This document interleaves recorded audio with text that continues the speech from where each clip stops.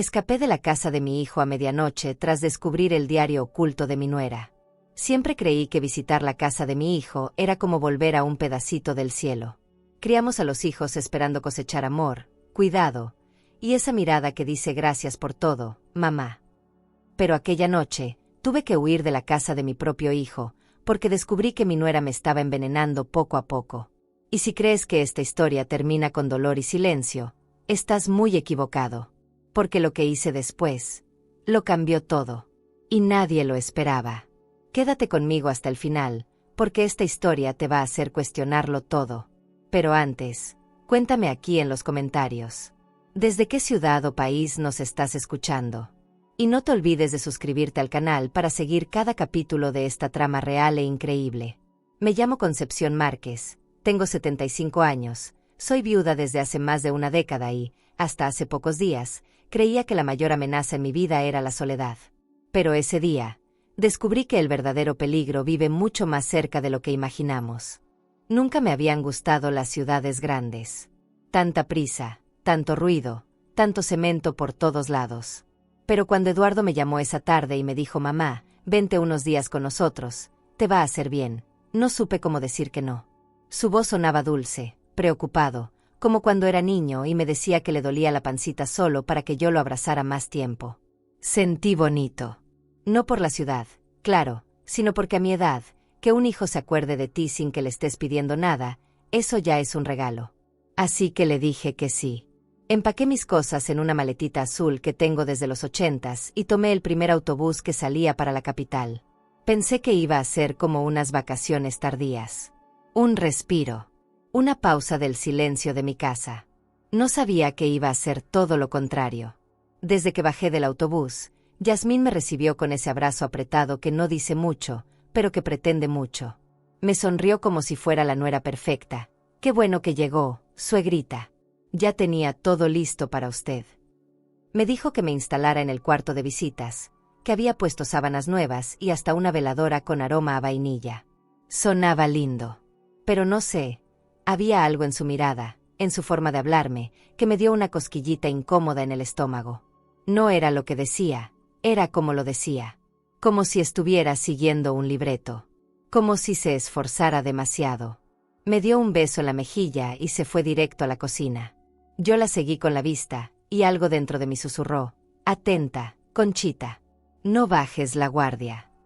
La casa era hermosa, eso sí, grande, moderna, con paredes blancas y cuadros sin alma. Todo estaba en su lugar. Demasiado en su lugar. Había silencio, pero no del que da paz, sino de esos que suenan a desconfianza. Eduardo estaba diferente también. Me saludó con cariño, pero con prisa. Como si tuviera la cabeza en otro lado.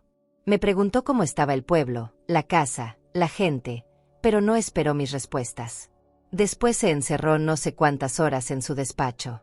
Así que me quedé sola, sentada en un sillón blanco que parecía más de museo que de sala. Observé todo. Absorbí cada rincón. En mi casa, el polvo es parte de la decoración, pero aquí, hasta el aire olía a control. La primera noche dormí poco. La cama era grande pero fría. Soñé con meu marido, el difunto Álvaro, que me miraba serio, como cuando sabía que algo estaba mal y no me lo quería decir de golpe. Me desperté sudando, con el corazón apretado. Fui a la cocina en puntitas a buscar un vaso de agua y ahí vi algo curioso. Yasmín había dejado una libreta sobre la barra, abierta, como si la hubiera estado leyendo o escribiendo. Me acerqué, pero al notar mis pasos, apareció de repente, me saludó dulcemente y la cerró con una mano rápida. ¿Tienes sed, suegrita?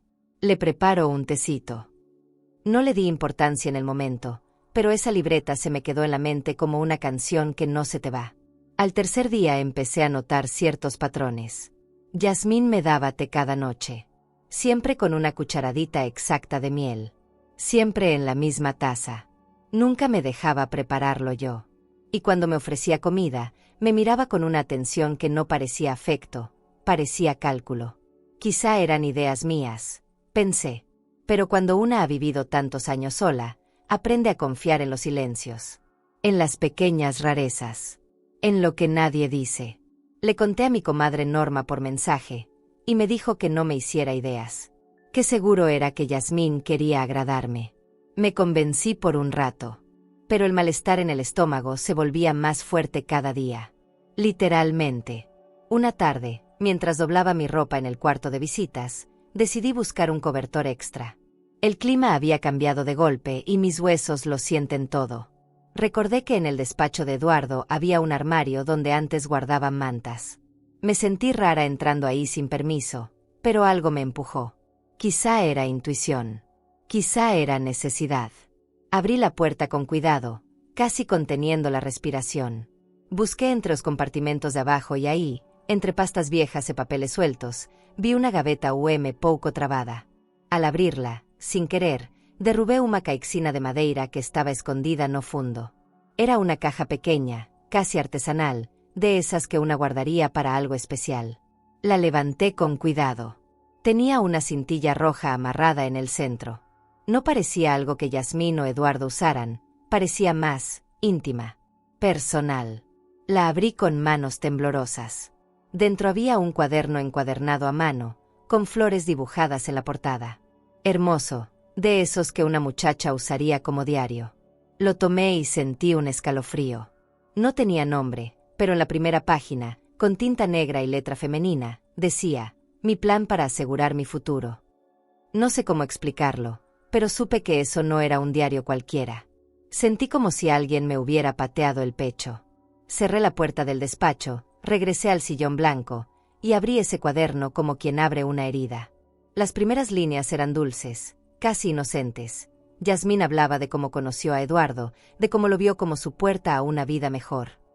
Pero a medida que avanzaba, las palabras se volvían más frías, más calculadoras. No es tan listo, pero es noble. La mamá vive sola, pronto puedo tomar su lugar. Sentí náuseas. El estómago me ardía, pero no podía dejar de leer. Era como ver una película de terror, solo que yo era el personaje principal y la víctima. A mitad del cuaderno, empecé a llorar. No de tristeza, sino de una mezcla rara entre traición y vergüenza. ¿Cómo no vi esto antes? ¿Cómo no supe que detrás de esos ojos dulces había tanto veneno? Literalmente. Las siguientes páginas hablaban de mis hábitos, de mi salud, de mi rutina. No le gusta el té, pero se lo toma para no incomodar. Buena señal. Una semana más y la vieja estará fuera del camino. Esa frase me cortó el aire. Lo cerré de golpe. Quise gritar, correr, confrontarla, pero mis piernas no respondían. Mi cabeza zumbaba. No sabía si estaba soñando, si me estaba volviendo loca, o si de verdad estaba en peligro. Me quedé un rato sentada con el diario sobre el regazo, mirando la pared blanca frente a mí, sin entender nada. Luego me levanté de golpe. Fui al baño, me eché agua en la cara. Me miré al espejo como si buscara a otra persona. No estás loca, Conchita. No te lo estás imaginando. Me repetí eso 1000 veces. Decidí que tenía que actuar, pero sin levantar sospechas. Esa noche, cuando Yasmín me preguntó cómo me sentía, le sonreí. Le dije que estaba agradecida, que el té me había hecho bien, que dormiría temprano. Me abrazó, como siempre. Y por primera vez, ese abrazo me dio miedo. Me acosté con la ropa puesta. Metí el diario en mi bolso, bien escondido entre mi ropa interior. Escuchaba los pasos en la casa, las puertas que se abrían, los murmullos. Todo me parecía una amenaza. A las 11:30, cuando todos ya dormían, me levanté. Sin hacer ruido, fui hasta la puerta trasera, la abrí lentamente, y salí. El aire me pegó en la cara como un bofetón de realidad. No sabía a dónde ir. No tenía a quién acudir. Pero sabía que si me quedaba una noche más en esa casa, no saldría con vida. No recuerdo haber sentido tanto miedo al leer algo. Porque no era una novela, no era una historia inventada ni un diario adolescente lleno de sueños. Era un mapa frío, detallado, de como alguien que vivía bajo el mismo techo que yo planeaba borrarme del camino. Cada palabra era como una daga. Las páginas estaban decoradas con florecitas, como si el veneno se disfrazara de ternura. Era irónico, grotesco, casi infantil. Pero ahí estaba, mi plan para asegurar mi futuro. Y ese futuro, al parecer, no me incluía. Al principio pensé que era una broma de mal gusto. Pero no. A cada línea, la verdad se hacía más real. Y lo peor no era lo que leía, sino darme cuenta de que nadie me creería si lo contaba. Yasmín relataba todo con una frialdad que me dejó helada. Desde cómo había conocido a Eduardo, no fue difícil hacerlo enamorarse, hasta cómo fue ganándose su confianza y metiéndose en nuestra familia. Escribía con estrategia. Nada era al azar. Primero me hice indispensable. Después, inevitable. Decía que había investigado sobre nuestras tierras en Santa Clara, sobre las propiedades que aún estaban a nombre de mi difunto esposo, y que Eduardo nunca había querido reclamar. Hay valor escondido ahí, y ni lo saben. Eso me dolió. No por el dinero, eso nunca me importó, sino por la forma en que nos veía, como piezas de un tablero que ella planeaba mover a su conveniencia. Las palabras se me iban clavando en el pecho. Hablaba de mí como si yo fuera un obstáculo. La señora es fuerte, pero está sola. Bastará con tratarla bien unos días. Que baje la guardia. Me imaginé a mí misma sentada en la sala, tomando ese té con miel que ella me daba cada noche, mientras en su mente me deshacía por dentro. No sabía si gritar o vomitar.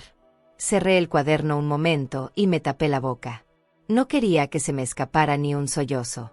Me sentía traicionada. Sucia. Vulnerable.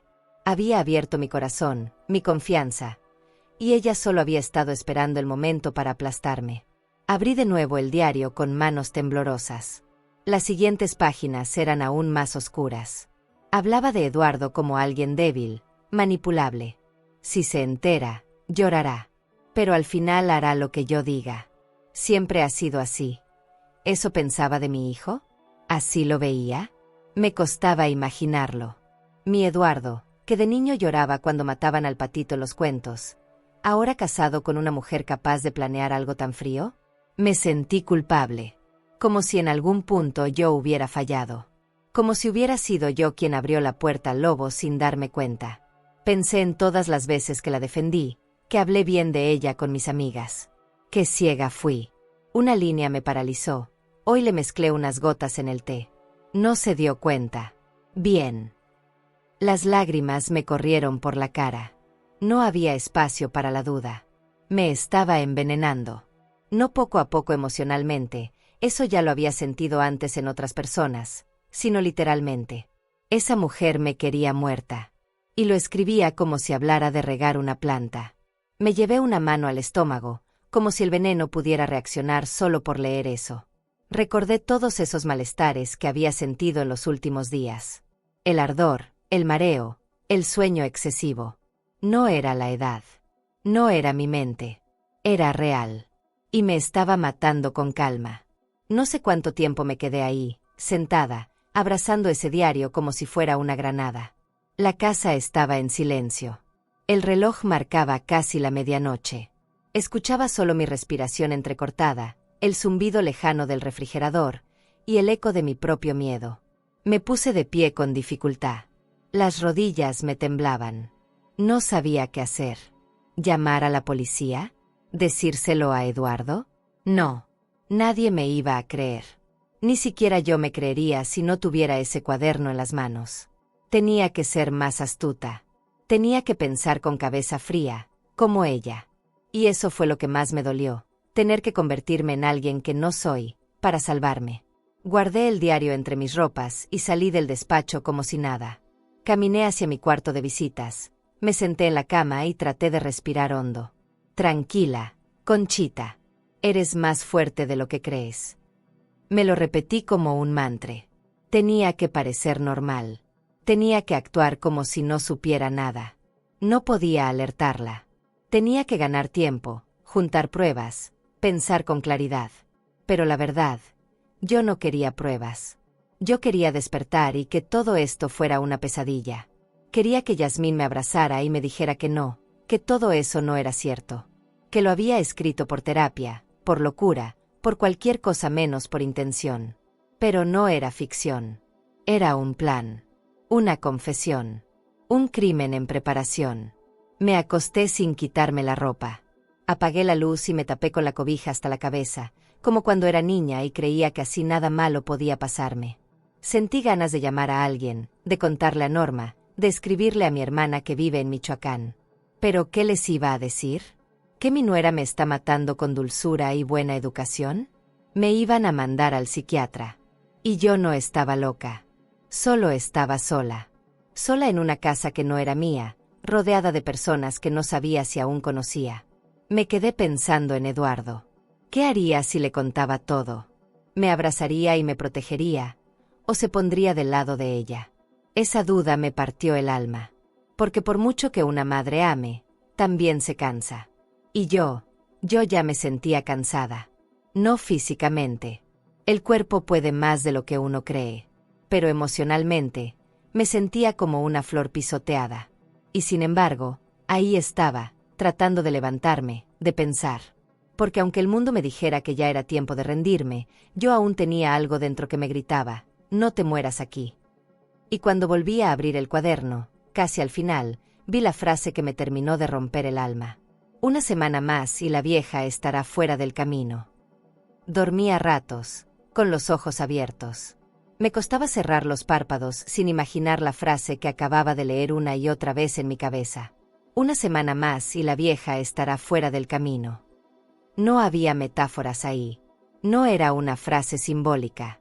Era una sentencia. Y yo era la condenada.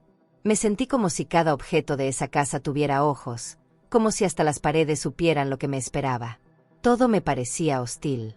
El silencio era más ruidoso que nunca. Cualquier crujido del piso, cualquier sombra, me sobresaltaba. Me abrazaba a mí misma, como si pudiera protegerme de una amenaza invisible que ya estaba dentro de mi cuerpo. A la mañana siguiente, Yasmín entró a mi cuarto como si nada.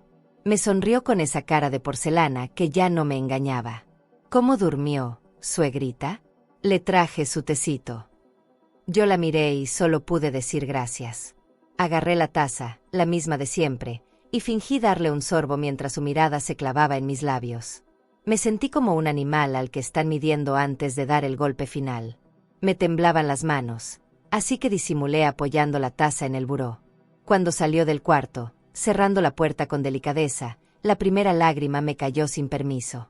Sabía que esa cucharada que me ofrecía no era cariño, era un arma. Y había estado tomándola con gusto. Me quedé sentada con la taza entre las manos. La observé como quien mira una pistola cargada. Recordé todos los días anteriores. El ardor en el estómago, la pesadez en el cuerpo, las pequeñas náuseas que había ignorado. Pensé que era el cambio de ambiente, la comida diferente, pero ahora sabía la verdad. Era el veneno, disfrazado de miel, servido con una sonrisa. Respiré hondo, cerré los ojos y me dije, tienes que salir viva de aquí, Conchita. Tienes que jugar el juego. No podía enloquecer ni actuar desesperada. Tenía que tener la cabeza más fría que nunca. Y para eso, necesitaba pruebas. Guardé la taza en mi bolso, envuelta en una bolsa de plástico. Me puse un suéter y le dije a Yasmín que iría a caminar un rato por el parque cercano. Ella no protestó. Me deseó que lo disfrutara, como si no tuviera ni la menor idea de que yo ya lo sabía todo. Tal vez confiaba en que yo no me atrevería a actuar. O tal vez simplemente no le importaba. Salí a la calle con pasos lentos, tratando de no temblar, de no explotar.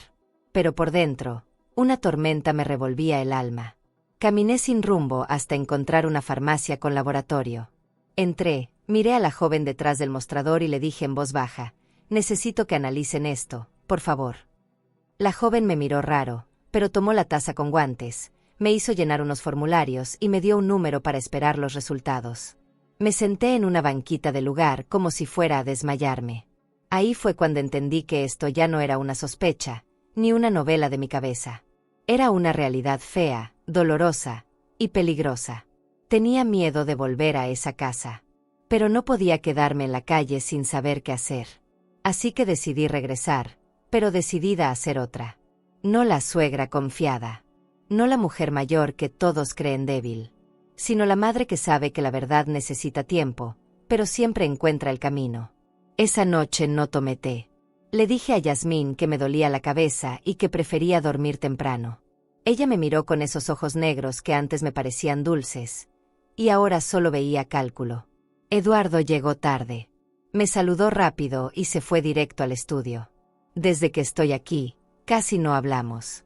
Me pregunto si es porque no puede, o porque no quiere. Lo escuché discutir en el teléfono, pero no entendí con quién. Me encerré en mi cuarto y escribí todo en una libreta vieja que traía en mi bolso. Necesitaba dejar constancia. Si algo me pasaba, alguien tenía que saber lo que yo había visto, lo que estaba viviendo. Pensé en irme esa misma noche, pero algo me detuvo. Tenía que aguantar un poco más, juntar más cosas. Necesitaba pruebas más sólidas. No bastaba con un diario y una taza. Porque yo ya sabía cómo funciona este mundo. A las mujeres mayores nos oyen, pero no siempre nos escuchan. Y mucho menos nos creen. Si yo iba a acusar a mi nuera de querer matarme, tenía que tener algo irrefutable. Algo que hablara por mí cuando mi voz no alcanzara. Así que decidí quedarme. Una noche más. Solo una más. Aunque mi alma gritara que corriera. Me acosté mirando al techo. Pensé en Álvaro, mi difunto esposo. En lo que me diría si estuviera vivo. Seguro me abrazaría, me tomaría la cara entre las manos y me diría: no estás sola, Conchita. Confía en ti. Me dormí abrazando el bolso, con el cuerpo tenso y el corazón acelerado. Cada sonido me hacía saltar. Cada sombra me ponía los pelos de punta. Pero ya no había vuelta atrás. Ahora sabía lo que Yasmín era capaz de hacer. Y no iba a dejar que me llevara sin pelear. Esa madrugada no fue como ninguna otra. No por el frío, ni por el silencio de la casa, sino por esa sensación brutal de que mi vida pendía de un hilo. Ya no podía seguir fingiendo. Sentía que la oscuridad me tragaba por dentro. Me levanté sin prender la luz, tomé mis zapatos en la mano para no hacer ruido y empecé a guardar lo esencial: el diario, la libreta con mis anotaciones, la taza envuelta en plástico. No tenía plan, no tenía un destino, solo sabía que no podía pasar otra noche ahí. Esa casa dejó de ser hogar desde el momento en que descubrí que estaban esperando mi muerte, como quien espera que se enfríe el café. Me asomé por el pasillo. Todo estaba en calma. Solo escuchaba la respiración lenta de quienes dormían, de quienes no sabían, o no querían saber, lo que estaba ocurriendo. Caminé descalza por el piso helado hasta la puerta trasera. Agradecí en silencio que Yasmín siempre se olvidara de cerrar con llave. Con el corazón retumbando en el pecho, abrí despacio y salí. El aire nocturno me golpeó en la cara como si quisiera despertarme del todo. Estaba afuera. Sola. A medianoche. En una ciudad que no era mía. Pero más viva que nunca. Y aunque mi cuerpo temblaba, por dentro sentí una pequeña llama que me decía: Conchita, aún estás a tiempo. Caminé varias cuadras sin rumbo. Ni siquiera sabía hacia dónde iba.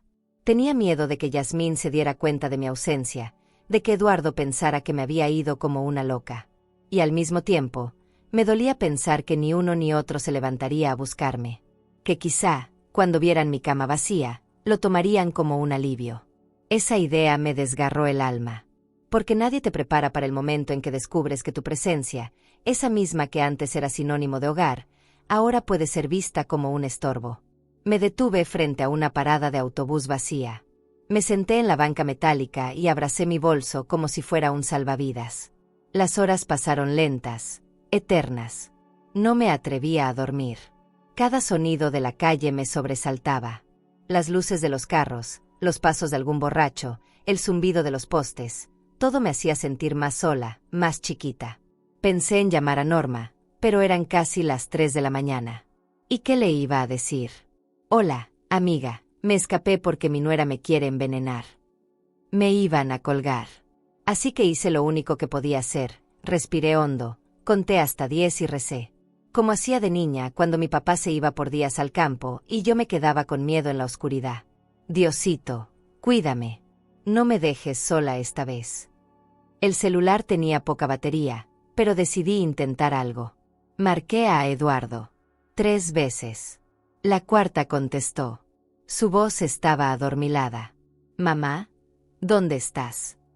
Me temblaba la voz. «Eduardo, me tuve que ir. Tu esposa, ella, leí su diario». Hubo un silencio que me partió el alma. Escuché un suspiro, un leve ruido de sábanas. Y entonces dijo: «¿Qué estás diciendo, mamá?» Yasmín jamás haría algo así. Me quedé helada. Ahí estaba. La negación. El hijo que crié, que alimenté, que llevé en brazos, me acababa de cerrar la puerta con una frase. No dijo ven. No dijo estás bien. Solo defendió a ella. Colgué sin responder. No porque quisiera pelear, sino porque sentí que ya no había nada más que decir. A veces el silencio duele más que las palabras duras. Y ese silencio me dijo todo. No iba a contar con él. Al menos, no por ahora. Vi el amanecer desde esa misma banca. La ciudad empezó a despertar. El cielo clareaba, y mi alma también. Sentí que, por primera vez en días, tenía el control. Ya no era solo una señora asustada. Era una mujer que sabía la verdad. Y aunque nadie me creyera aún, eso no me iba a detener. Porque cuando la vida te quiere silenciar, tú gritas con acciones. Me puse de pie cuando el primer colectivo pasó frente a mí. No sabía a dónde me llevaría. Pero era mejor que seguir esperando ahí, quieta, siendo presa fácil. Me subí con el diario en el bolso, el corazón encendido y la mirada firme. No iba a rendirme. Iba a luchar. Y si la justicia no venía a mí, yo la iba a buscar con las uñas si hacía falta. ¿Y tú? ¿Le creerías a tu madre si una noche te llama diciendo que tu esposa quiere matarla? ¿O pensarías que es solo una exageración de una anciana confundida? Nunca pensé que volvería a dormir en una estación de autobuses. Y mucho menos a mi edad. Pero esa mañana, con el cuerpo adolorido y el alma hecha trizas, me acurruqué en una banca de metal como si fuera mi única opción. Tenía frío, hambre y una tristeza que no cabía en el pecho. A mi alrededor, la ciudad empezaba su rutina. Gente apurada, jóvenes con audífonos, madres regañando a sus hijos. Nadie me miraba. Nadie se preguntaba qué hacía una mujer mayor, sola, con cara de haber llorado toda la noche, sentada ahí. Y en cierto modo, me sentí invisible. Como si ya no existiera. Como si mi historia no importara a nadie. Pensé en Eduardo todo el tiempo. En cómo cambió su mirada cuando conoció a Yasmín. En cómo dejó de llamarme con la misma frecuencia. En cómo ya no pasaba por Santa Clara ni en Navidad. Yo lo justificaba. Está ocupado, tiene su vida, eso es bueno. Pero ahora me dolía entender que él ya no era el mismo. O quizás sí lo era, y yo fui la que nunca quiso ver. Recordé cuando era niño y lloraba cuando le dejaba en la escuela. No te vayas, mamá. Qué lejos quedaba esa voz. Me pregunté si algún día volvería a mirarme con la misma ternura. Si todavía quedaba algo de ese niño dentro del hombre que me había colgado la noche anterior. No pude más y solté el llanto. Silencioso, contenido, como si no tuviera derecho a hacerlo en público. Lloré por el miedo, por la traición, por la soledad. Pero también por la vergüenza. Porque había entregado mi confianza tan fácil. Porque abrí mi corazón, mi casa y mis manos a una mujer que solo vio en mí un obstáculo. Y lloré por esa Conchita que aún quería creer que todo era un malentendido. Que su hijo iba a aparecer y pedirle perdón. Que todo se iba a resolver con una conversación honesta. Pero esa esperanza ya no me servía. Era hora de actuar. Cuando el reloj marcó las 8, decidí volver a esa casa. No por cobardía, sino por estrategia. Sabía que tenía que recuperar más pruebas. El diario era fuerte, sí, pero no suficiente. Sabía que me iban a llamar exagerada, que iban a decir que era solo un escrito personal, sin intención real. Así que tomé el colectivo de regreso, respirando hondo y repitiéndome que no iba a caer en provocaciones. Que si Yasmín preguntaba dónde estuve, yo diría que salí a caminar temprano. Que si Eduardo me miraba raro, yo lo iba a soportar. Ya no estaba allí como madre ni como huésped, estaba como testigo. Entré con la cabeza alta, aunque por dentro el corazón se me encogía. Nadie estaba en la sala. Fui directo al despacho, al mismo lugar donde había encontrado el diario. Busqué entre las gavetas. Y ahí, entre papeles rotos y sobres vacíos, encontré el cuaderno otra vez. Estaba tirado, como si lo hubieran intentado esconder deprisa. Respiré aliviada. Lo guardé de nuevo en mi bolso. Esa cosa era mi escudo, mi testimonio, Mi única defensa en un mundo que ya no me daba crédito por ser madre, ni por ser mayor, ni por haber vivido lo suficiente como para oler el peligro desde lejos. Salí del despacho justo cuando Yasmín entraba a la casa. Me sonrió como siempre. ¿Cómo amaneció, suegrita? Le devolví la sonrisa y le dije que había salido a comprar pan. Ah, qué bien. Hoy le preparo un caldito para el almuerzo. ¿Le parece? Asentí. Pero por dentro me hervía la sangre. Quería gritarle. Quería tomarla de los hombros y decirle, ¿por qué, maldita sea? ¿Por qué yo? Pero no. Me tragué todo. Porque estaba juntando piezas. Porque sabía que, si me dejaba llevar por la rabia, perdía. Y ella estaba acostumbrada a mujeres que se callan. Pero yo, ya no era esa mujer. Volví al cuarto, me senté en la cama y comencé a escribir. Cada cosa, cada palabra, cada detalle. Lo hacía como quien construye su propio juicio antes del juicio. No tenía a nadie de mi lado. No tenía testigos. Solo tenía mi verdad. Y eso tendría que bastar por ahora. Me miré al espejo. Vi las ojeras, las arrugas, los ojos cansados. Pero también vi algo más, una determinación que no me reconocía. Quizás esta era la parte de mí que la vida estaba despertando a golpes. Y aunque me doliera, me dije, prefiero despertar así, que seguir dormida en una casa que me quiere ver muerta. Ese día me vestí con ropa cómoda, pero metí el celular en la bata como si fuera un arma secreta. Ya no bastaba con lo que había leído. Sabía que el diario podía ser desacreditado si alguien decía que estaba inventado, o que lo escribí yo. Pero si lograba capturar una conversación, una frase, un susurro fuera de lugar, eso ya no se podría negar. Me sentí como una espía en mi propia familia. Una mujer mayor jugando a ser detective. Pero no era un juego. Era mi vida. Y aunque me doliera reconocerlo, la única forma de salir de ahí era pensar como ellas piensan en las novelas. Fría, alerta, con cada sentido despierto. Aproveché que Yasmín estaba en la cocina y caminé despacio hacia el comedor.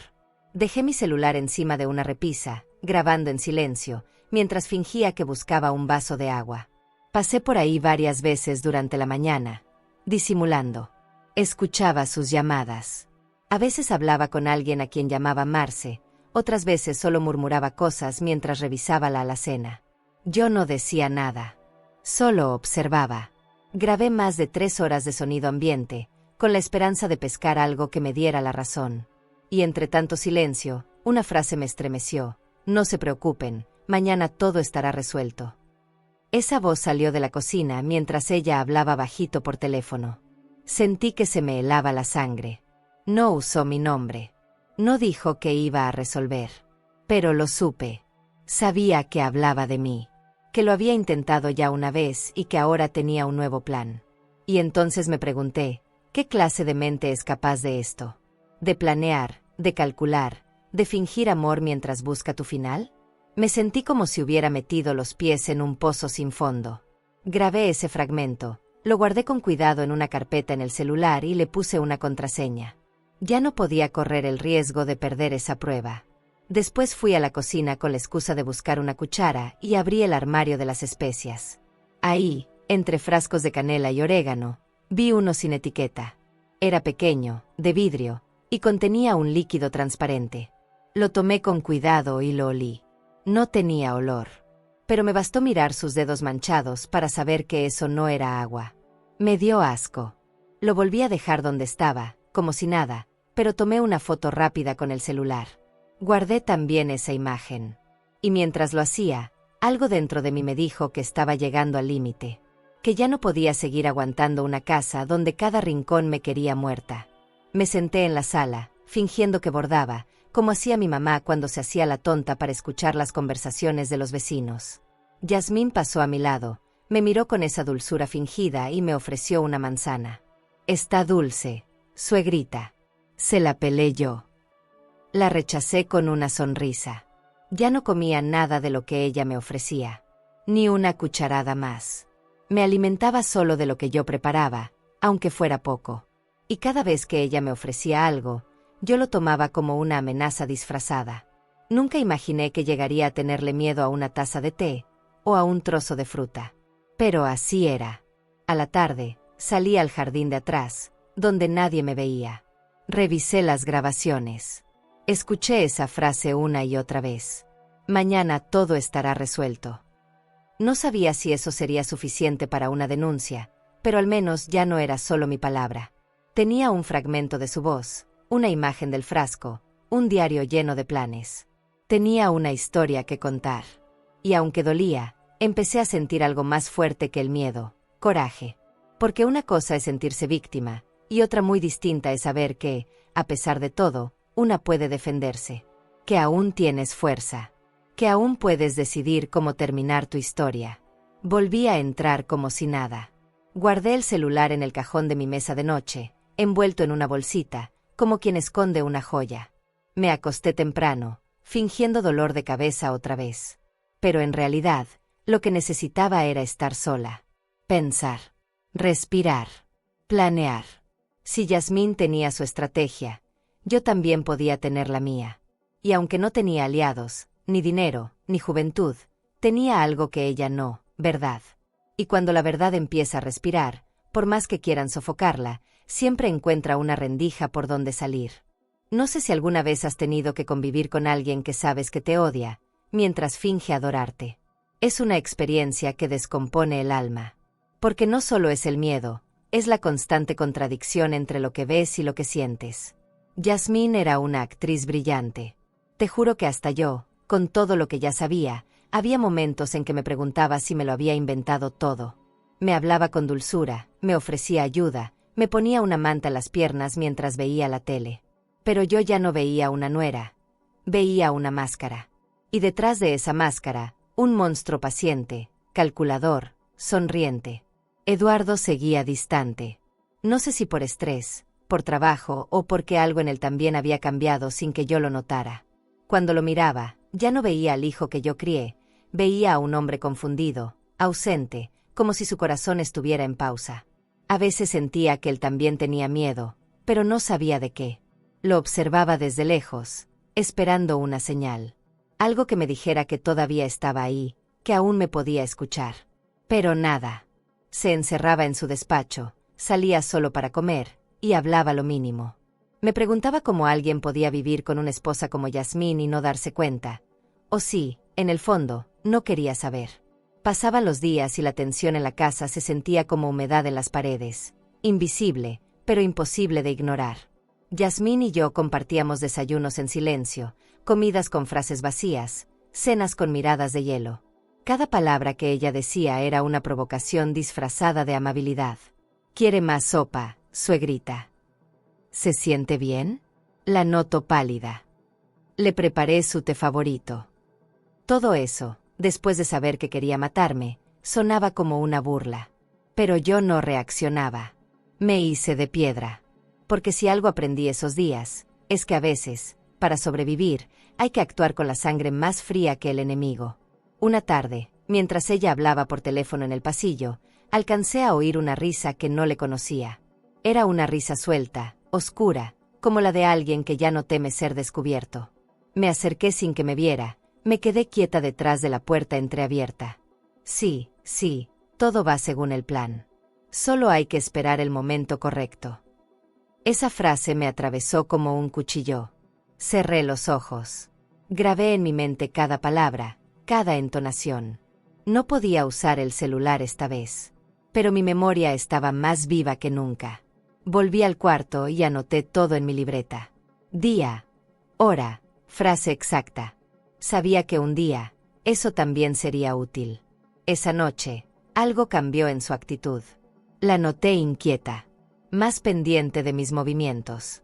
Como si sospechara que yo sabía más de lo que aparentaba. Me miraba de reojo, me seguía por la casa, entraba a mi cuarto sin avisar con cualquier excusa. ¿No encuentra su peine? Yo se lo busco. No se le olvidó tomar su pastilla. La forma en que decía su pastilla me revolvía el estómago. Empecé a dormir con la puerta cerrada, la silla trancada contra el picaporte, el bolso bajo la almohada. Vivía como una fugitiva dentro de una casa que, supuestamente, me daba cobijo. Una noche, después de cenar, me pidió que la ayudara a buscar unos papeles en su celular. Dijo que quería mostrarme unas fotos del cumpleaños de Eduardo. Me lo dijo con esa sonrisa que ya me daba náuseas. Me senté junto a ella en el sofá, con el corazón latiendo a 1000 por hora. Tomó su celular, buscó las fotos, y luego, no sé cómo ni por qué, lo dejó desbloqueado sobre la mesa mientras fue a la cocina a buscar agua. Ese momento fue como un relámpago en medio de la tormenta. Miré a los lados, agarré el teléfono, entré a sus mensajes y busqué el nombre que más se repetía, Marce. Lo abrí. Y ahí estaban. Conversaciones recientes. Códigos. Frases en doble sentido. Ya está lista la dosis. La vieja sigue respirando, pero no por mucho. No olvides la taza nueva, la otra se notaba mucho. Me temblaban las manos, pero tomé fotos rápido. Pantalla tras pantalla. Todo lo que pude. Cada mensaje era una daga nueva. Y sin embargo, por más que dolía, era lo que necesitaba. Porque ya no era solo lo que ella pensaba. Era lo que hacía, lo que organizaba, lo que escribía con sus propias manos. Era la prueba que me faltaba para poder decir, aquí está, aquí tienen. No estoy loca. Guardé todo en mi celular, cerré la conversación, volví a dejar el teléfono donde estaba. Cuando Yasmín regresó, ni me miró. Y yo fingí que nada había pasado. Pero por dentro ya no había marcha atrás. Esa noche no pude dormir. Me di cuenta de que ya no estaba viviendo, estaba sobreviviendo. Cada rincón de esa casa tenía un peso distinto, una energía turbia. El sofá, la cocina, el comedor, todo me recordaba que estaba durmiendo en el nido de alguien que me quería ver bajo tierra. Me recosté con los ojos abiertos, repasando cada palabra de esos mensajes que había leído. La vieja sigue respirando, pero no por mucho. Esa frase se repetía en mi cabeza como un eco maldito. Me daban ganas de levantarme, de correr, de ir a gritarle a Eduardo, abre los ojos. Pero no, aún no. No sin tenerlo todo. A la mañana siguiente, me vestí como siempre. Pantalón suelto, blusa de algodón, cabello recogido. Igual que cada día desde que llegué. Solo que esta vez, en el bolsillo interno de mi chaleco llevaba algo más importante que un pañuelo o unas pastillas. Llevaba el celular con las capturas de los mensajes, con las fotos del frasco, con los audios guardados en carpetas secretas. Caminé por la casa sin decir palabra. Yasmín me sirvió un café que no probé. Eduardo pasó con prisa rumbo a su trabajo. Nadie notaba que yo ya no era la misma. Que lo sabía todo. Que mi silencio era mi mayor escudo. Aproveché que Yasmín salió a hacer unas compras y me metí en su habitación. No era algo que me sintiera orgullosa de hacer, pero ya había pasado la línea de la cortesía hacía mucho. Ahí, sobre la cómoda, estaba su celular. Desbloqueado. Como si el universo me dijera, esta es tu oportunidad, Conchita. Lo tomé sin respirar y volví a revisar la conversación con Marce. Había mensajes nuevos. Ten cuidado, Eduardo sospecha. No hagas nada hoy, espera mi señal. A lo mejor hay que buscar otro método. Tomé más capturas. Una tras otra. Me sentía temblorosa, sí, pero más decidida que nunca. Me fui de la habitación justo cuando la puerta principal se abría. Corrí al baño, cerré con seguro y fingí estar mareada cuando Yasmín preguntó si todo estaba bien. Solo un poco de malestar, hija. Nada grave. Ella insistió en prepararme un té. Le dije que no, que prefería dormir. Me miró fijo. Por un segundo, sentí que ella también estaba sospechando de mí, que sabía que algo había cambiado. Nos quedamos en silencio frente a frente por unos segundos. Y en esos ojos oscuros vi por primera vez algo más que frialdad. Vi rabia, frustración. Algo le estaba fallando en su plan, y lo sabía. Pero no podía probarlo. Aún no. Y eso me daba ventaja. Subí a mi cuarto y me encerré. Me senté en la cama con el corazón galopando. Volví a leer todo. A revisar las carpetas. A verificar que nada se hubiera perdido.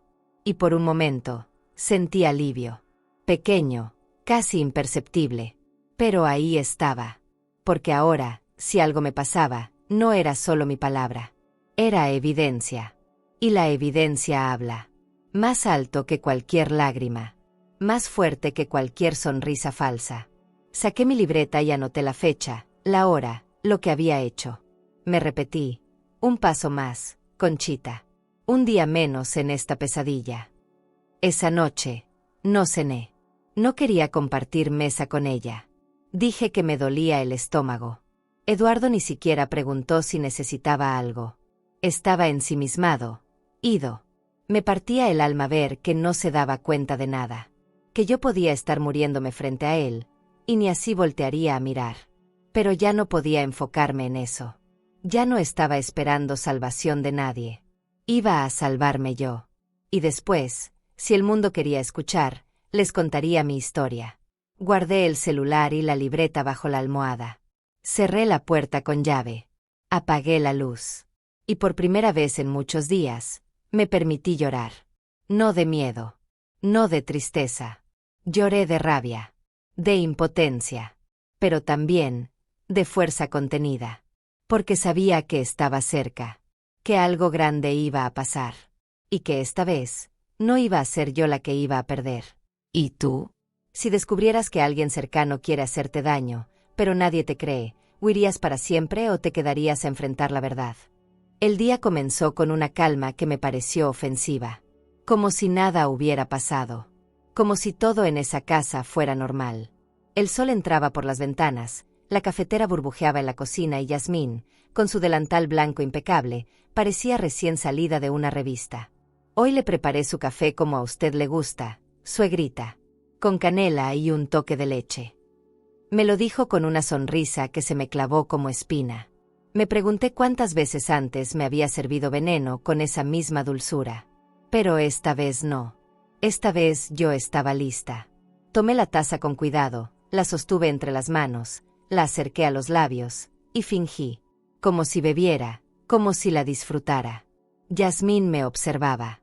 No sé si esperaba ver una reacción inmediata, un parpadeo lento, una torpeza en mis movimientos. Yo le di lo contrario, una sonrisa firme. Gracias, hija. Está delicioso. Me sentí actriz por un segundo, pero en realidad solo estaba haciendo lo que cualquier madre haría por sobrevivir. Después, cuando ella se volteó, caminé hacia el fregadero y derramé el café con un movimiento preciso, sin hacer ruido. Lavé la taza, la sequé, y luego metí la servilleta usada en una bolsita plástica que llevaba escondida. Ese pequeño trapo con restos de líquido se volvió mi nueva prueba. No sabía si sería suficiente para un análisis, pero no podía dejar pasar la oportunidad. Me sentía como en una guerra en la que cada cucharada, cada sonrisa, era una estrategia. Y yo, la vieja señora que un día vino a visitar a su hijo, ahora era su propia investigadora forense. Me estremecía pensar que mi vida había llegado a eso. Pero también me daba un extraño orgullo saber que, a pesar de todo, aún me quedaban reflejos. Aún me quedaba cabeza. Aún me quedaba dignidad. Aproveché que Eduardo salió al trabajo y Yasmín fue a hacer sus clases de yoga para salir con esa muestra. Fui directo al mismo laboratorio donde llevé la taza. Ya me conocían. La joven que me atendió me miró con lástima, pero también con respeto. Me dijo que harían lo posible para tener los resultados pronto. Le di las gracias y me fui caminando despacio, sintiendo el peso de los años, del miedo y del tiempo que me quedaba. Pero también, sintiendo que cada paso me acercaba a la verdad. Volví a casa con la frente en alto. Yasmín estaba en el jardín, regando sus plantas, como si no supiera que tenía un huracán a punto de caerle encima. Me ofreció limonada. Está fresca, suegrita. Hace calor hoy. Le agradecí y le dije que prefería agua sola. La vi fruncir los labios apenas 1 milímetro. Pero fue suficiente. Me senté en el porche a bordar, aunque los hilos temblaban entre mis dedos. Mi cabeza estaba en otra parte. En el laboratorio. En el contenido de esa servilleta. En lo que podía confirmar o desmentir de todo lo que yo ya sabía en el alma. Esa noche, cenamos los 3 juntos. Eduardo habló de su trabajo, de unos papeles que no encontraba, de cosas sin importancia. Yasmín lo miraba con esos ojos vacíos de quien tiene el control. Y yo solo pensaba en cómo decirle, cómo abrirle los ojos. Pero no lo hice. Aún no. Sabía que cada cosa debía pasar en su momento, que una verdad mal dicha se puede volver en tu contra. Así que callé. Observé. Registré cada gesto, cada palabra. Antes de seguir, si esta historia te está tocando el corazón y quieres seguir descubriendo relatos llenos de emoción, aprendizaje y transformación, suscríbete al canal. Cada historia que compartimos tiene alma, y quizás alguna de ellas te ayude a sanar algo que ni sabías que necesitabas sanar. Haz clic en suscribirse y continúa este camino junto a nosotras. Como si estuviera documentando el fin de un acto, antes del derrumbe final. La espera me carcomía por dentro. Cada minuto se sentía como un juicio silencioso. Caminaba por la casa como un fantasma, evitando tocar nada, evitando hablar más de la cuenta. Eduardo me preguntaba si me sentía bien, pero lo hacía como quien pregunta por cortesía, no por interés. Le decía que sí, que era solo el cambio de clima. Pero por dentro, el clima que más me afectaba era el de esa casa. Un lugar donde cada silencio era sospechoso y cada taza era una amenaza. Me dolía la espalda, el cuello, las piernas, pero sobre todo me dolía el alma de tanto sostener secretos.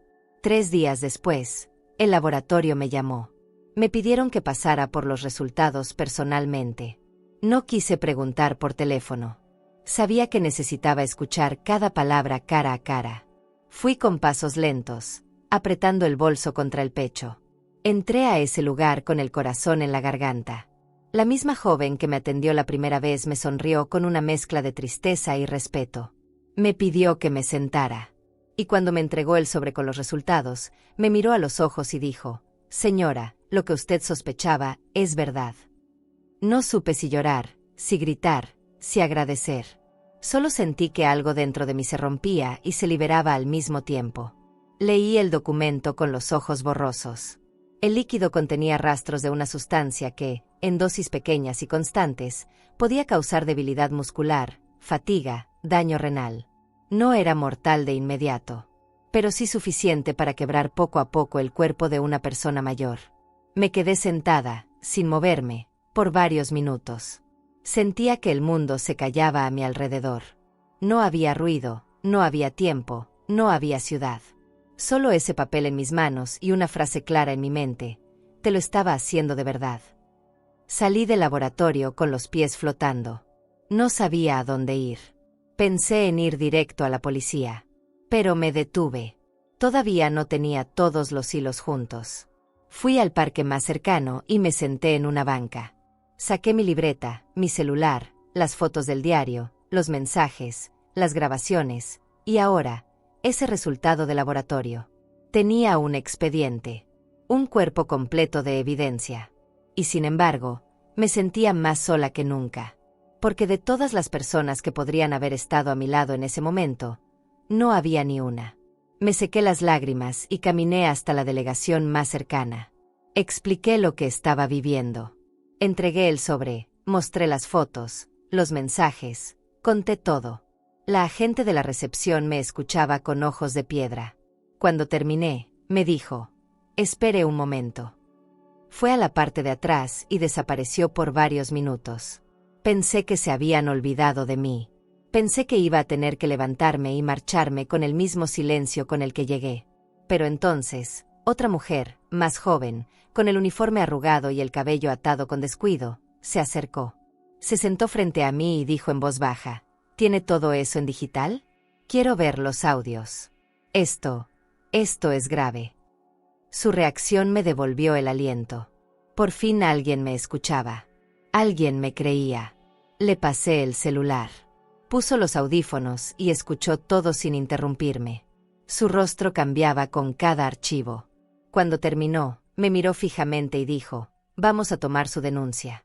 No se preocupe, pero va a tener que ser fuerte. Esto apenas comienza». Asentí. No tenía fuerzas para hablar. Solo sentí una ola de alivio y cansancio al mismo tiempo. Como si llevara días conteniendo el aire, y por fin, pudiera respirar. Salí de ahí con una copia del acta, instrucciones claras, y una cita para volver con más documentación. Tomé un taxi de regreso. Miré por la ventana como si el mundo fuera otro. Las personas caminaban como si nada, como si el dolor de una vieja como yo no significara nada. Pero para mí, cada paso era un pequeño triunfo. No me había rendido. No me había dejado matar. Y ahora, tenía la ley de mi lado. Cuando entré a la casa, Yasmín me recibió con un beso en la mejilla. Salió a dar una vuelta, suegrita. Le sonreí. La miré a los ojos. Y por primera vez, sin decir una palabra, supe que ella sintió algo. Porque esa mujer, que todo lo medía, todo lo fingía, no supo qué hacer con una Conchita que ya no tenía miedo. No sabía cómo hacerlo. No sabía cómo decirle a mi propio hijo que la mujer que eligió para amar había querido matarme. No hay libro, ni manual, ni consejo que te prepare para eso. Me pasé toda la noche sentada en la cama, con el expediente en las manos, ensayando palabras que nunca terminaban de sonar bien. Eduardo, necesito que me escuches.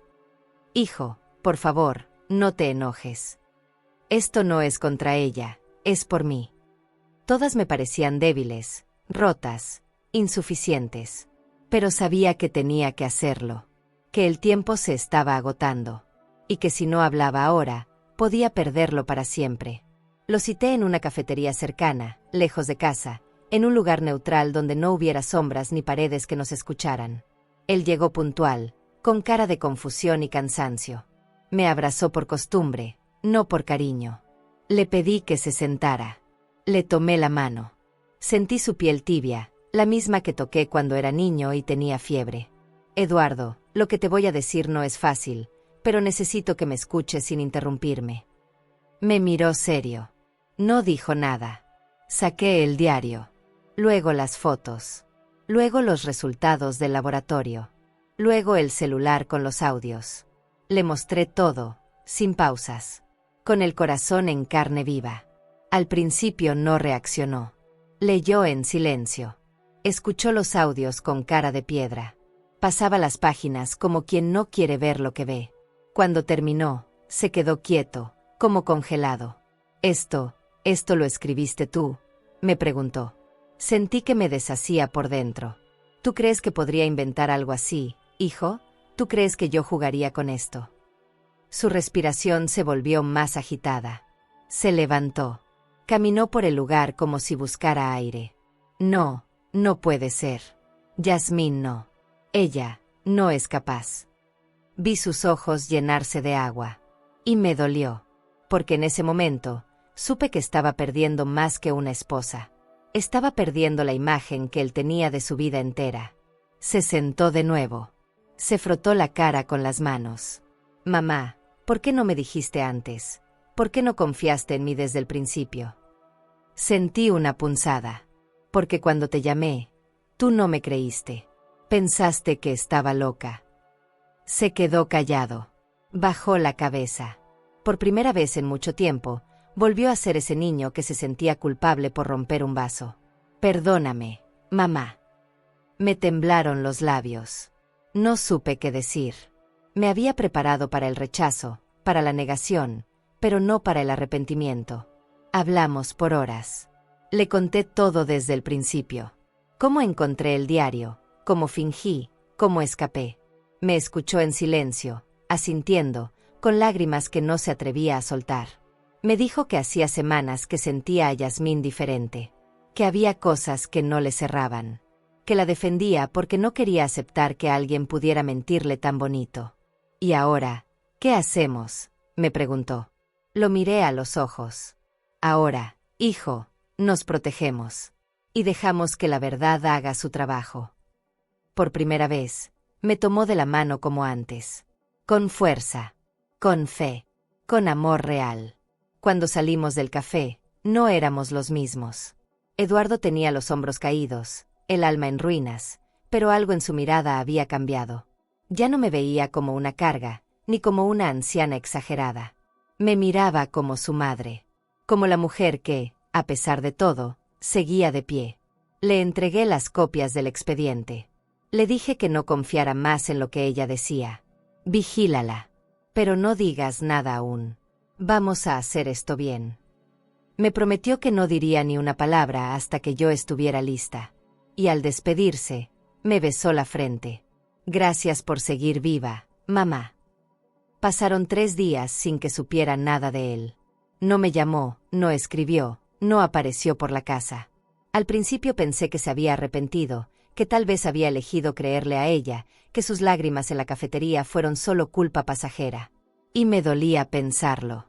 Porque después de todo lo que le mostré, después de desnudar mi verdad frente a él, aún quedaba esa herida vieja que me susurraba que una madre siempre es fácil de ignorar. Pero no. No era eso.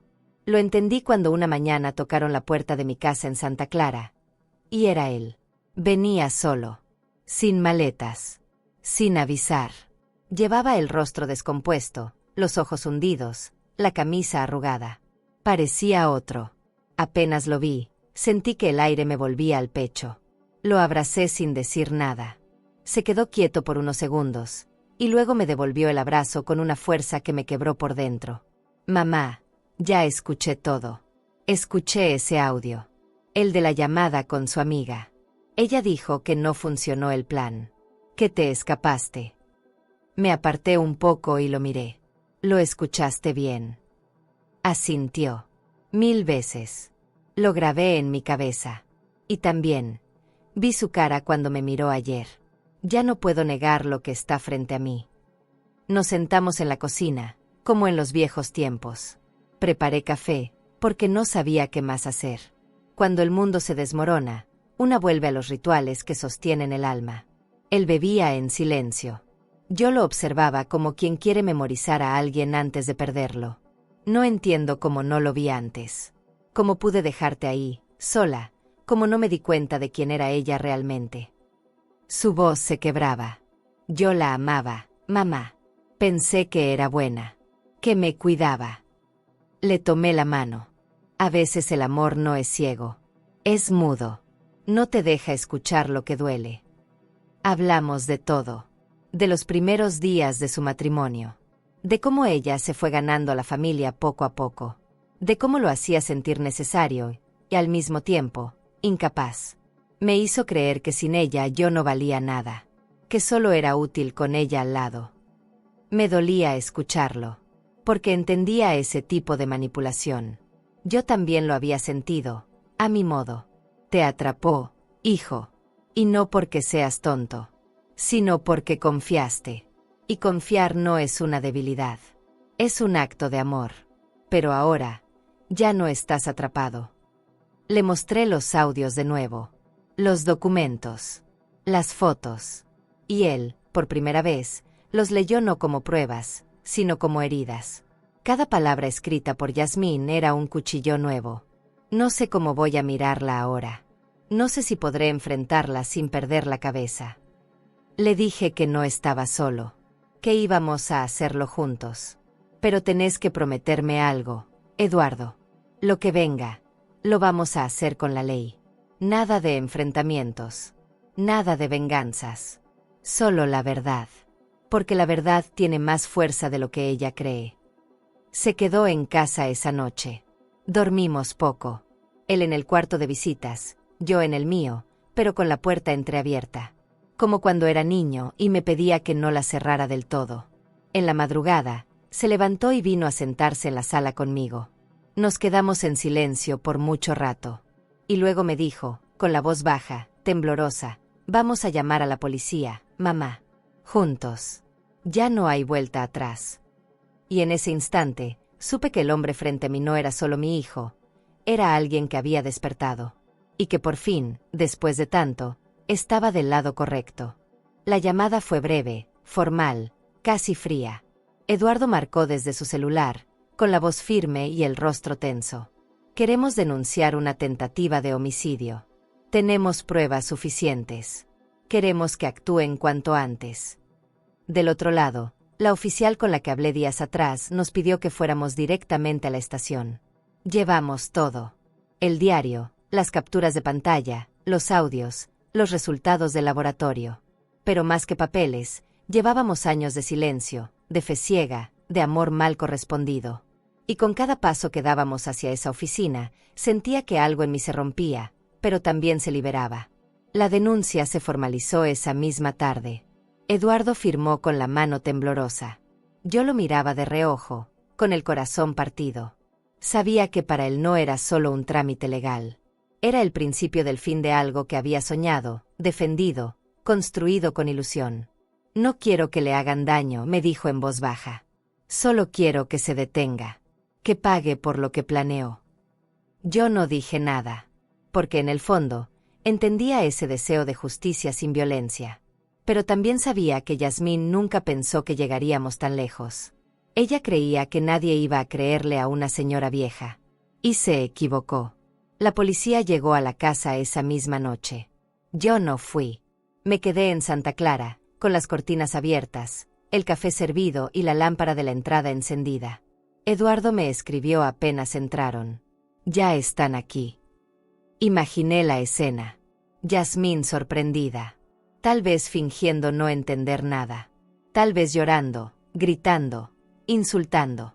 Pero lo que no me imaginé, lo que me partió el alma cuando Eduardo me lo contó después, fue su mirada. No dijo nada. No lloró. No negó. Solo lo miró fijo, como si supiera que el juego había terminado. Y entonces bajó la cabeza. Como quien asume, no la culpa, sino la derrota. La esposaron frente a la sala. Eduardo estaba presente, pero no dijo palabra. Los oficiales le leyeron sus derechos, y ella los escuchó sin pestañear. ¿Quiere hacer una llamada?, preguntaron. No tengo a quien llamar, respondió. Esa frase me quedó dando vueltas en la cabeza por días. Porque era verdad.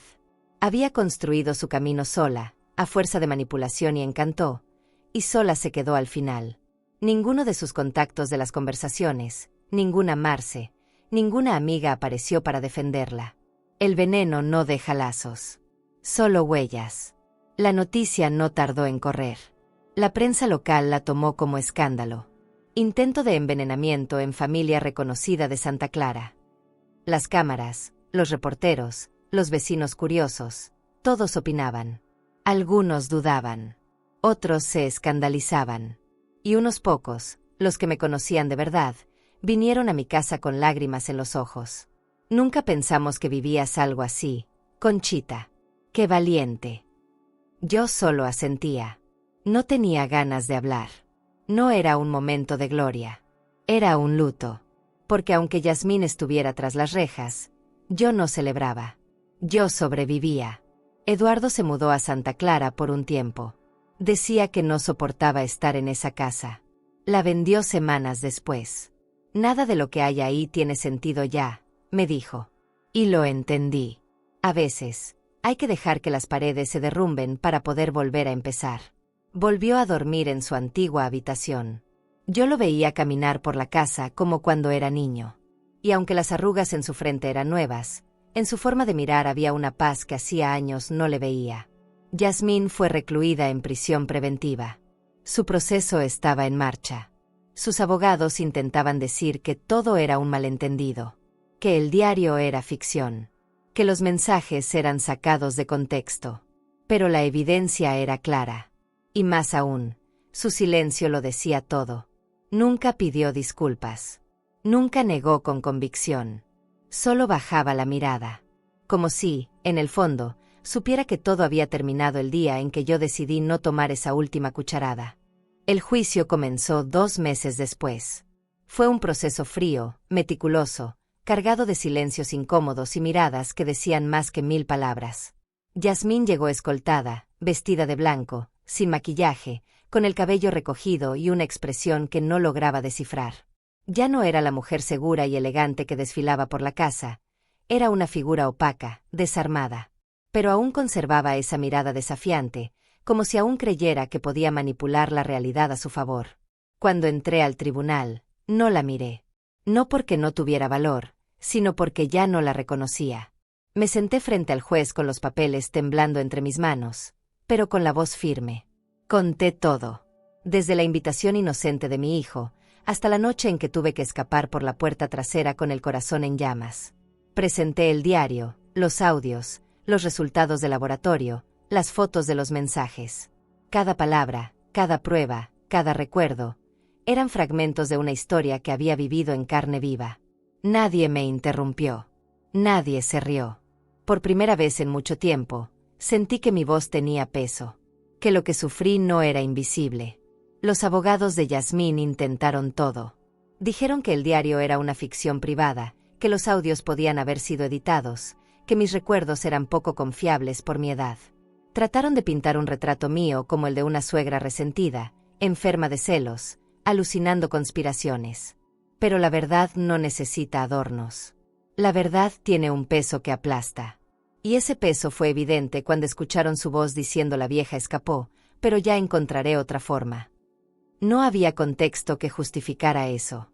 Eduardo testificó. No como hijo, sino como testigo de una verdad que tardó en aceptar. Sus palabras fueron sencillas, pero devastadoras. Dijo que había confiado ciegamente, que no había querido ver los signos, que casi pierde a su madre por querer sostener una mentira bonita. Y cuando lloró frente al tribunal, no fue por Yasmín. Fue por todo lo que le arrebataron, su paz, su inocencia, su fe en el amor. Nadie en la sala cuestionó su dolor, porque era evidente, real, vivo. El juicio duró 3 días. 3 días en los que no dormí, no comí, no respiré con tranquilidad. Me sentía como si estuviera sosteniendo una casa entera sobre los hombros. No buscaba venganza, solo justicia. Y cuando el juez se levantó para leer la resolución, sentí que todo mi cuerpo se congelaba. No por miedo, sino por la enormidad del momento. La acusada permanecerá detenida de forma preventiva, por evidencia suficiente de intento de homicidio. Esa fue la frase que marcó el cierre de un capítulo, y el inicio de otro. No hubo aplausos. No hubo alivio inmediato. Solo un silencio denso que se apoderó de la sala.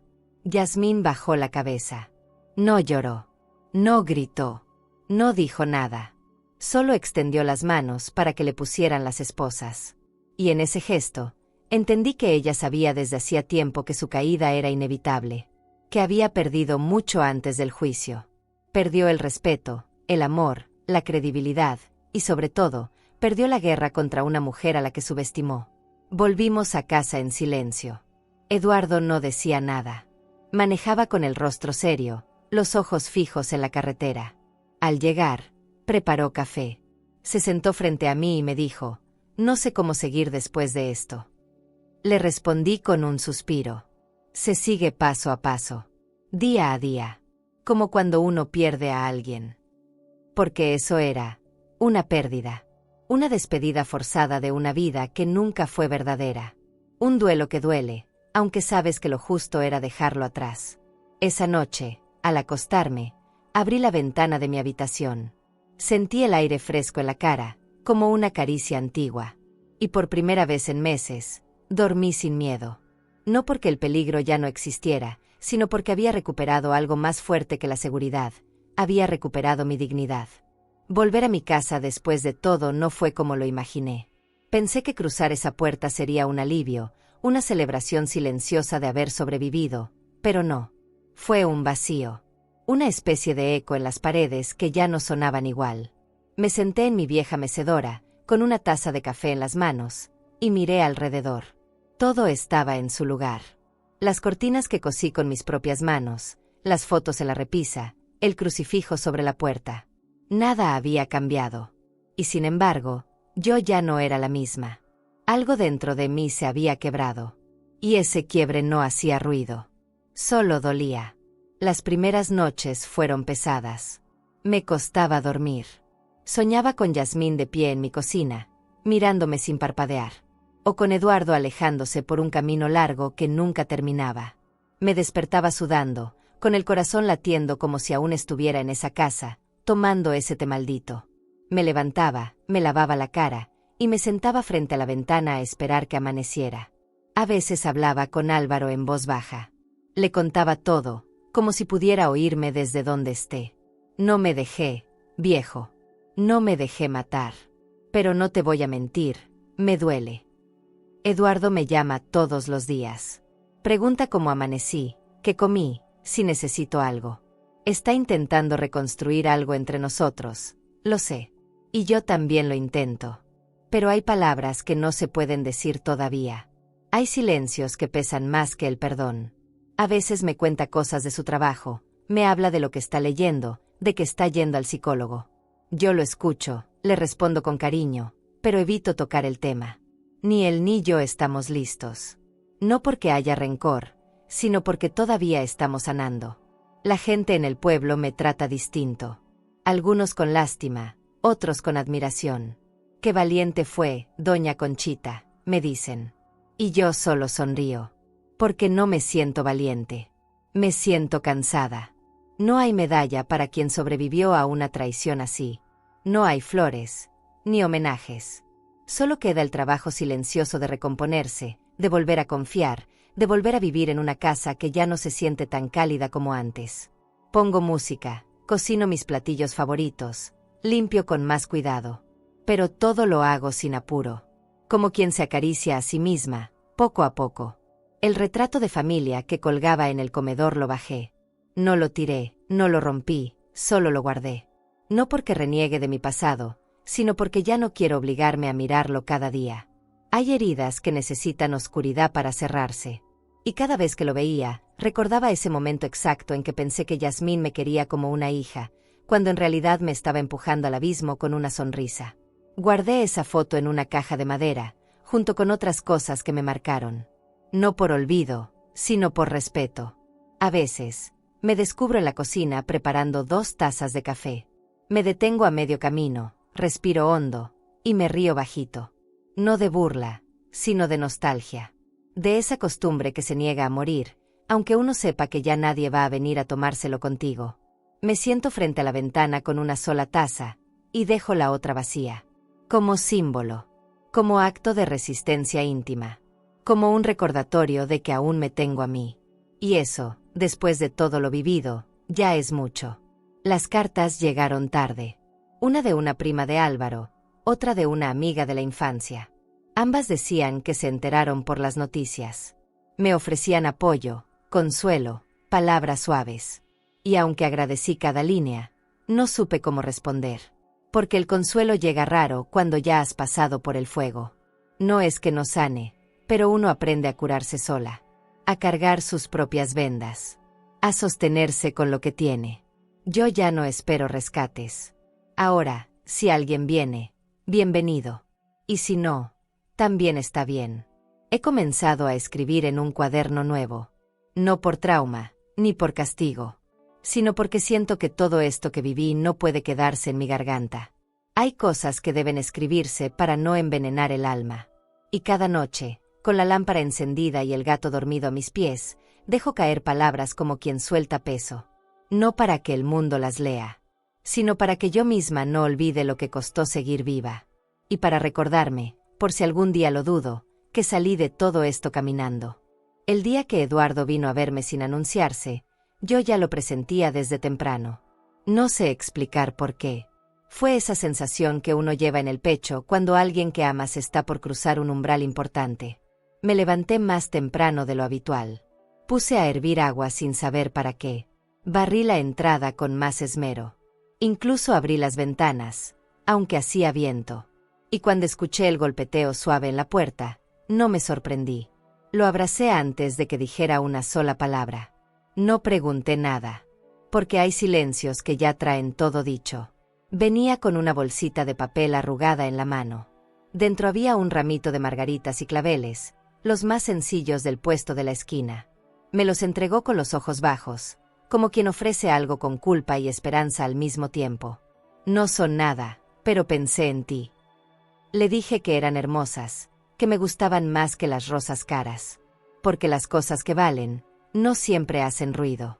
Entró en la casa despacio, como si le pidiera permiso al aire. Miraba los rincones con nostalgia. Se detuvo frente al retrato de familia que ya no estaba en la pared. Lo bajé, le dije. No por rabia, solo por necesidad. Ese día no hablamos del juicio, ni de Yasmín, ni de las veces que me ignoró. Hablamos de lo que se podía. Del clima, del perro del vecino, del olor de las bugambilias. Me ayudó a regar las plantas. Tomó la escoba sin que se lo pidiera. Buscaba limpiar, creo, algo más que el suelo. Lo dejé. No por comodidad, sino por respeto. Porque a veces, cuando un hijo quiere reparar algo, no necesita sermones. Necesita espacio. Presencia. Silencio acompañado. Al mediodía cocinó arroz con huevo, igual que en su infancia. Le dije que le había quedado más sabroso que nunca. Me miró con los ojos vidriosos y dijo, es que lo hice con calma, con intención. Y entonces, como quien no quiere tocar una herida pero se le escapa el gesto, preguntó, ¿quieres un té? La frase cayó entre nosotros como un espejo. Ambos nos quedamos quietos. Yo lo miré. Él bajó la mirada. Lo preparo yo, agregó. Y tú eliges la bolsita. Fui al estante. Saqué la de manzanilla. Y le di la tetera azul, la de cerámica agrietada que siempre reservaba para visitas importantes. Lo vi calentar el agua con manos firmes. Poner las bolsitas con cuidado. Servir sin derramar. Me trajo la taza como si trajera un pacto nuevo. La coloqué entre mis manos y sentí el calor recorrerme los dedos. Era solo té, sí, pero también era mucho más. Era un puente entre dos orillas separadas por el miedo, por la negación, por la tristeza. Y ese puente, aunque frágil, era nuestro. Bebimos despacio, como quien no quiere que el momento se termine. Hablamos de tonterías, de canciones viejas, de las tortugas que veíamos en el río cuando él era niño, de la sopa que su abuela hacía con maíz tierno. Y entonces, sin aviso, él se quebró. ¿Tú crees que algún día me perdones de verdad?, me preguntó con voz rota. Sentí que esa pregunta llevaba años atorada en su pecho. Le tomé la mano. Le apreté los dedos como cuando tenía fiebre. No se perdona un solo día, hijo. Se perdona de a poco. A veces sin darnos cuenta. Y tú ya estás caminando ese camino. Lloró. No como un hombre fuerte ni como un niño débil. Lloró como un ser humano al que se le cayó la armadura. Lo abracé sin palabras. Porque no hay frase que sane mejor que el contacto honesto. Se quedó un rato más. Lavó los platos. Me ayudó a doblar una manta. Me dijo que había cosas que seguía sin entender, que a veces soñaba con ella, que despertaba con culpa. Le respondí que eso era parte del duelo. Que la gente buena también cae en trampas, y que el verdadero valor no es nunca haber caído, sino saberse levantar. Me besó la frente. Como cuando era niño y quería disculparse por algo sin decirlo. Antes de irse, dejó una carta sobre la mesa. No la leas ahora, me dijo. Léela cuando estés tranquila. Esperé a que se fuera. Cerré la puerta con suavidad. Me senté en la mecedora. Y entonces abrí la carta. Era corta, pero cada palabra pesaba. Me decía que yo era su raíz, su punto de regreso. Que aunque el mundo lo confundiera, mi voz era el faro. Que gracias a mí, él seguía creyendo en el bien. Que quería reconstruir lo que el dolor había arrasado. Lloré. No de tristeza. Lloré por todo lo que sí logramos. Por el hecho de que, a pesar de la oscuridad, estábamos sentados otra vez en la misma mesa. Esa noche dormí profundamente. Sin sobresaltos. Sin pesadillas. Porque entendí que no todo se cura con justicia, ni con distancia. Algunas heridas solo sanan cuando compartes el té con quien estuvo ausente, y vuelve. No como antes, sino más humano, más honesto, y con ganas reales de quedarse. Cuando amaneció, lo sentí diferente. No era el amanecer habitual de mi casa, era uno que llevaba promesa. Abrí la cortina y dejé que la luz entrara, sin limpiarme las legañas ni preparar café. Solo me quedé en silencio, mirando los rayos bailando en el piso. No sentí miedo. Sentí paz.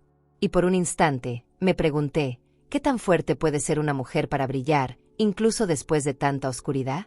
Entonces sonreí. Bajé al patio y encendí la vieja lámpara de pie que tengo en la galería. Tenía una bombilla amarilla, casi nostálgica, que parpadeó un poco antes de quedarse encendida. Esa lucecita fue mi gesto simbólico. Me recordé que después de una tormenta, siempre queda un hogar iluminado, por más frágil que parezca. Y decidí que esa lámpara sería mi señal. Aquí estoy. Aquí existo. Aquí sigo creyendo. Senté la mesa del porche. Puse una sola taza, una servilleta y un plato con pan. No pensé en nadie más. Era mi ritual, mi homenaje personal. Pensé en las veces que me faltaron el pan, el abrazo, la confianza. Y esta pequeña mesa, preparada solo por mí, Fue mi manera de rescatar mi dignidad. La café ya no iba a ser una trampa. Era mi ancla. Mi terreno firme. Mi verdad. Esa cafetera, ese pan, esa taza, se convirtieron en mi propio altar silencioso. Me senté, con los pies descalzos, y respiré hondo. La brisa me alcanzó el cabello y me arrugó el delantal. Cerré los ojos y por primera vez en tanto tiempo, no me sentí sola. Sentí compañía de mí misma. Sentí que tenía total amor para dar, pero sin depender de nadie. Me dije al oído que, pase lo que pase, aquí estoy. Firme. Iluminada por mi propia lucha.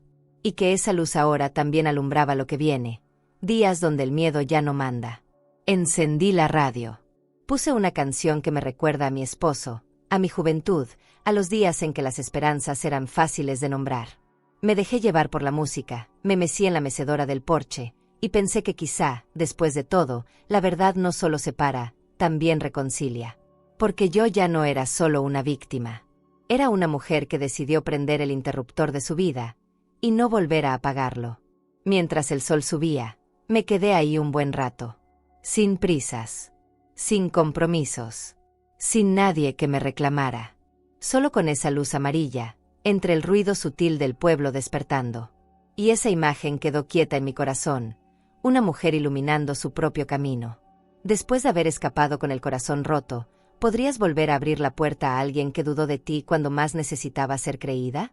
Y si tú también has vivido algo parecido, si un hijo no te escuchó, si alguien cercano te trató como un estorbo, si alguna vez sentiste que tu presencia incomodaba en una casa donde antes dabas vida, por favor, no dejes que eso borre todo lo que tú eres.